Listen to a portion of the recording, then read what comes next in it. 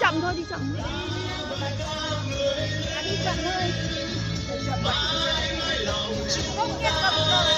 Nhóm vui khỏe Tây Trà kỷ niệm 50 năm ngày giải phóng miền Nam, thống nhất đất nước. Niềm vui, hòa bình. Cảm ơn các anh hùng liệt sĩ. Hai ba Yến rửa cho mỗi người một cái nhá. Hôm nay không cần tập vui như này là vui là tập rồi. Như này là khỏe. Tinh thần là sướng lắm rồi.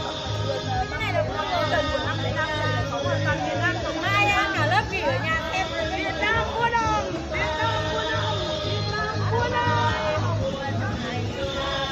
Hồ Chí Minh mua làm. Hồ Chí Minh mua đồng.